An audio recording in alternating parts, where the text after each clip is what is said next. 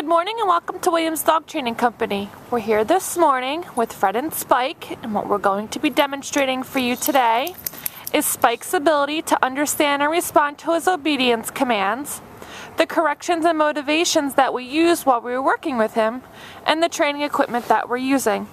Fred is using a regular 6-foot web training leash, and he keeps the bulk of that leash folded neatly in his right hand, leaving his left hand free to give the correction. The correction that we give is a tug and let go on the training collar, which is the second piece of equipment that we're using. Spike has his own personal training collar on there, and we'll show you how to properly put that on and use it during your one-on-one lesson. Spike is sitting very nicely on Fred's left, which is where all of our obedience training takes place. The first exercise that they're going to go ahead and demonstrate for you there is heeling, and heeling is proper walking on a leash. Fred and Spike take off doing that now, and the command is Spike heel. Now Spike has been trained to walk very nicely on your left hand side at about your left heel position at your pace, being sure not to pull ahead or lag behind on that leash. Again, he should remain on your left hand side, and you should keep at your pace. Also incorporated into our heeling exercise is the automatic sit, and this occurs anytime you stop your feet, and there's an example right there. Spike should sit nicely, again right there at your left heel position, and he should remain seated until you give him his next command. In this case, Fred's giving him the heel command every time that they take off heeling. Now the next command they're going to demonstrate for you is the stay command, and it's a hand and voice command.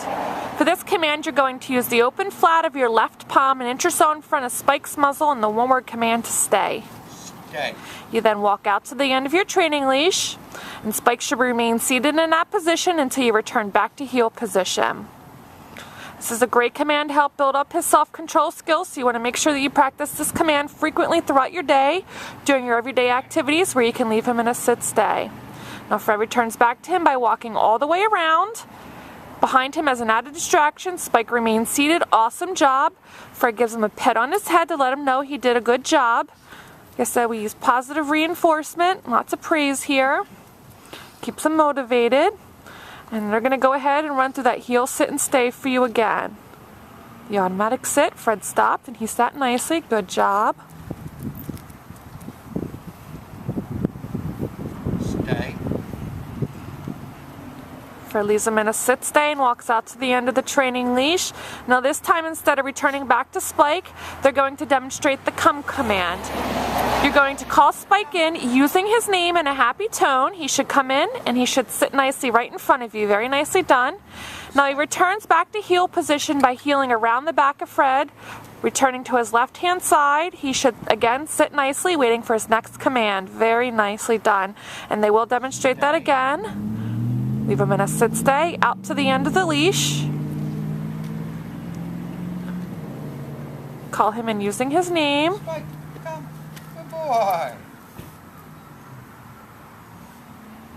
Have him heel behind you. Turning to heel position. Spike. Good job.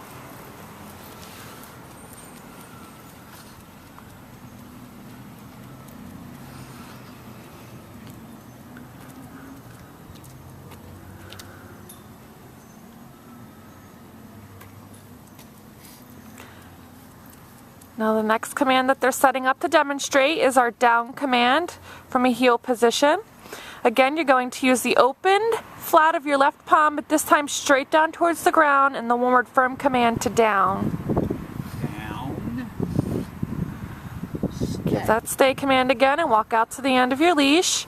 Again, same as the long sit stay with the long down stay. Spike should remain laying down in this position until you return back to heel position or give him another command. This helps build up his self-control skills as well, so you want to practice this one frequently as well.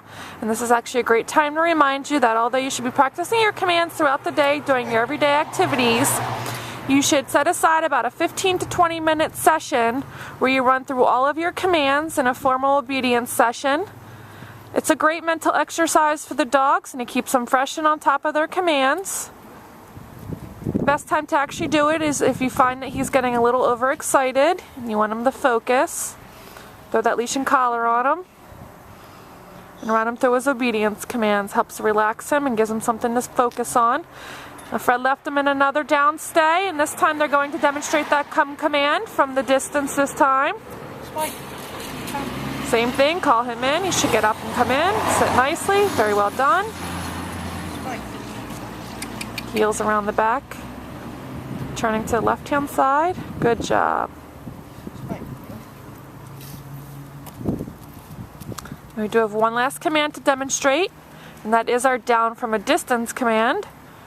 We're going to give Fred and Spike some time to heal into that.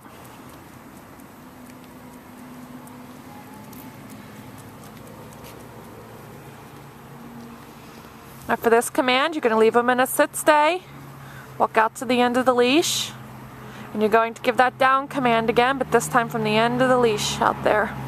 Open flat, down towards the ground, and the command to down. Good job.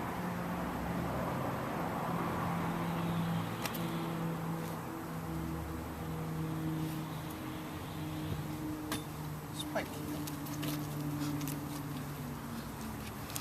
We've demonstrated for you today all the obedience commands that Spike has learned here at school. It's been a pleasure working with Spike, and we thank you again for choosing Williams Dog Training Company as your personal dog